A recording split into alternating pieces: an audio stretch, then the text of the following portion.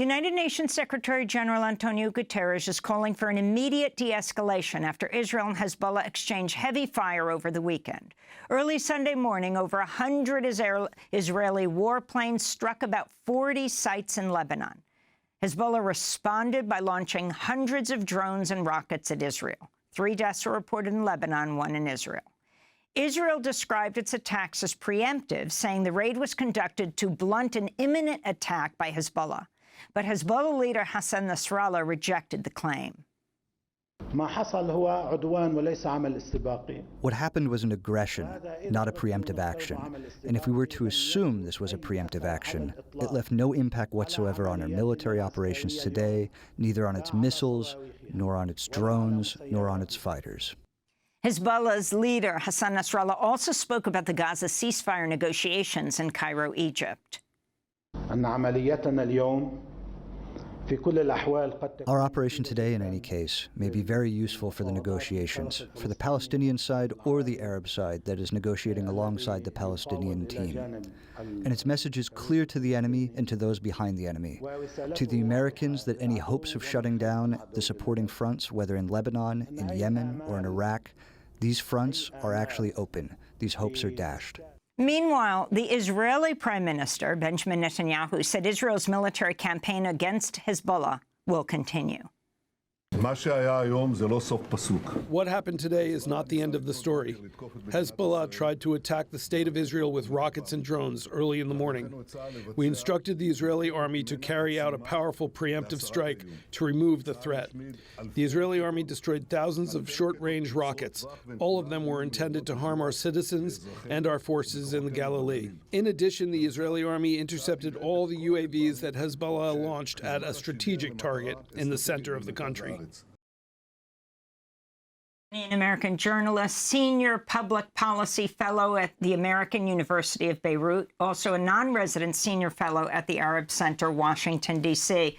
Rami, welcome back to Democracy Now! Talk about this escalation of violence. I mean, we haven't seen anything like this on the northern border between Israel and Lebanon in many months.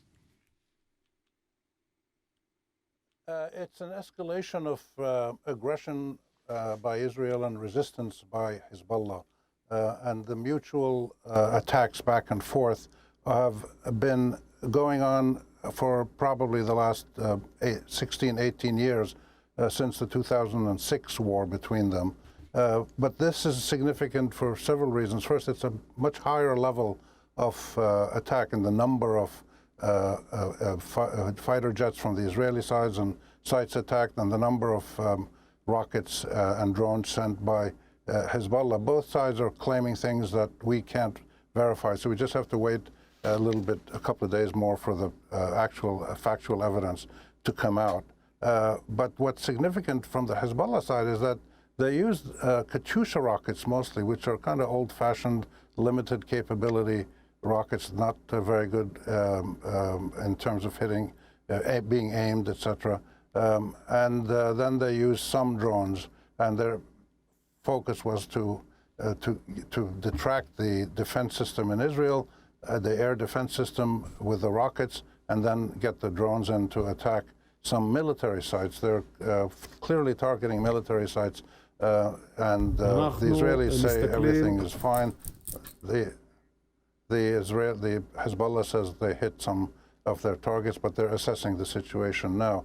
But the more sophisticated weapons that Hezbollah has, with much better guidance systems, much more accurate, and can evade the Israeli defense systems, haven't been used yet. So this is a sign from Hezbollah that they're going to attack to avenge the killing of their commander in Beirut about a month ago. And they are going to do it with increasingly sophisticated weapon system down the road. Their aim is to do psychological warfare as well as actual damage. They want the whole country to remain on edge. They want the army to be preoccupied in the north. They want the 70,000, 80,000 civilians who were evacuated from North Israel to remain evacuated and annoyed and angry. Disruption to businesses, to tourism, to all kinds of investments, and to keep the military guessing what's going to what's going to come next. So this is an escalation of a pattern that's been really the norm for many, many years. And both sides, remarkably, but expectedly, said earlier today that they have finished this phase, and therefore they're not going to continue large-scale attacks today or tomorrow.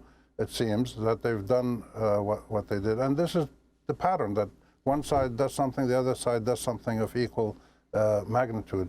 And it's going to go on until two things happen. The Israelis get out of Gaza, and the Palestinians can rebuild their lives there. And second of all, some signs of action or movement towards resolving the overall Palestinian-Israeli and Arab-Israeli conflict, some signs of that materialize, because until then, this is going to continue. There will continue to be this antagonism by the Hezbollah and Lebanese and Syrians and Palestinians and others and Yemenis towards Israel for what it's done in Palestine. And this has to be resolved politically. It can't be resolved militarily. This is Israeli Army spokesperson Rear Admiral Daniel Hagari speaking Sunday. We look around the state of Israel all the time, also at Yemen, also at Iran. I remind you that Hezbollah is an extension of the Iranians. They are financed, armed, targeted by the Iranians, and I am convinced that this widespread shooting is also directed by Iran, also under Iranian responsibility, and we will attack and remove threats wherever necessary. If you can respond, Rami Khouri. This is a typical Israeli Zionist propaganda message that has been going on for years and years. They will always, and with the U.S. close behind them following their lead, they'll always find some threat in the Middle East. Before it used to be Saddam Hussein, it was Qaeda, it was the Russians, it was the PLO. Now it's Iran is behind everything bad, and they will focus a lot of attention on addressing that issue, trying to evade the central reality that the Palestine-Israel conflict, the conflict between Zionism and Arabism in Palestine, which has been going on for 100 years, that's the real core of the problem. And so these are evasive tactics, diversionary tactics. Iran is a very close ally of Hezbollah. They're deeply involved in increasing its technical and military capabilities, as they are with Hamas and the Ansarullah in Yemen, the Houthis. But to say that Iran directs them and tells them what to do, I believe is a bit of a stretch. And so it's like the relationship between Israel and the United States. They're very close in armaments and strategy, and the U.S. now is actively, almost enthusiastically supporting the Israeli genocide in Gaza. But Israel does what it feels it needs to do, and the U.S. doesn't seem to be able or willing to stop it. And I think we have a similar relationship between Hezbollah and Iran. They're very close, but Iran doesn't command direct Hezbollah and telling it what to do.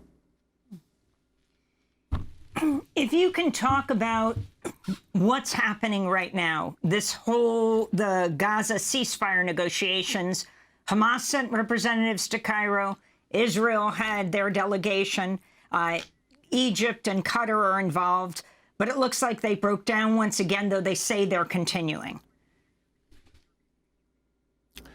Well, they'd reached an agreement in early July when Biden announced his so-called plan for a ceasefire, and Hamas accepted it.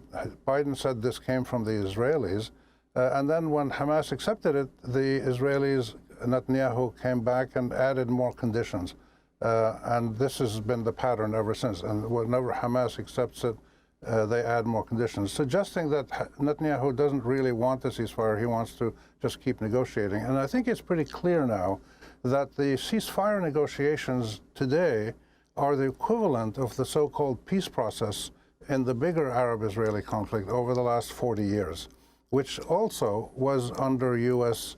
management or direction. And the ceasefire talks seem to be, in the eyes of most analysts and observers in the Middle East seem to be a mechanism just to delay anything serious from happening, to allow Israel to continue with its genocidal killing of, the figures, official figures are over 40,000. Most people say it's closer to 150,000 dead, but we'll find that out in the future. So the ceasefire talks are a fictitious political dynamic, and the reason they're fictitious is because the United States is trying to be the main driver of the peace process, to the point where Biden announced an agreement back in early July.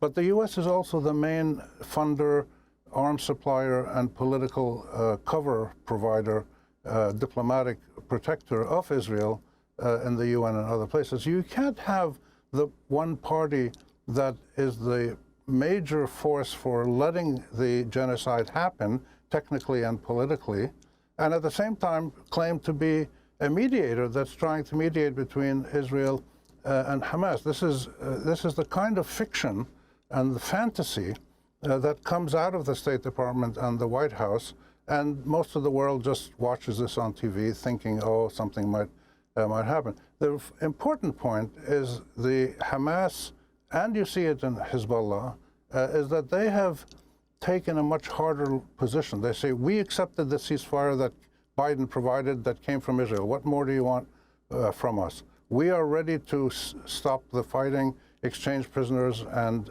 hostages, et cetera, but they have certain hardcore demands. And what's obvious now is that both Hezbollah and Hamas refuse to play the game that all the Arab governments and Fatah under Arafat and now under Abu Mazen, the Palestinian leadership, played for so many years, which is to make concession after concession after concession, rely on Western or other international intervention, and then expect something to happen. We've realized, everybody in the Arab region has realized, that this is not a serious process. This is the latest manifestation of a colonial process managed by white, northern, racist, militant groups, countries. It used to be England, now it's the United States, that keeps playing games with the people of the region for the benefits of either the Western powers or today for Israel. So the ceasefire talks should not be taken very seriously as an effort to actually bring about a ceasefire. They are better seen as an indication of the skewed relationship between Western imperial powers and Israel, which is their closest manifestation in the region, settler colonial power, relations between them and between the Palestinians, who are standing steady. Hamas is holding its ground and saying, look, we're prepared to make peace. We're prepared to coexist with the current Israeli state as a Jewish majority state. They've made these offers many times, but they're refusing to make more concessions is an important indicator of where they are, and this is something that the Western Israeli and Western imperial powers don't know how to handle. They're not used to steadfast Arab parties. They're used to compliant Arabs who roll over and say, yes, sir, yes, sir. And this isn't happening anymore. So this is an important moment. It's the generational change in leaderships in the Arab country. And this is why the majority of ordinary people in the Arab world stand by Hamas and the Palestinians. They might not support the actual actions that it had used, whether either on October 7 or previously in terms of terror attacks inside Israel, attacking buses and pizza parlors and stuff. But they support its basic political stand that we have rights. We are prepared to achieve those rights through a peaceful negotiation. We are not prepared to play cartoon games with people like Anthony Blinken and Dennis Ross before him, and people who are not serious about the real resolution that is required to address the real core of the problem, which is the conflict between Israel and Zionism on the one hand, and Palestinian Arabism on the other. There is a resolution to that conflict, a peaceful resolution that can be done, just like there is a resolution in Gaza, but the Israelis don't want to do it. Rami Khouri, I want to thank you for being with us, Palestinian American journalist, senior public policy fellow at the American University of Beirut, also a non-resident senior fellow at the Arab Center, Washington, D.C.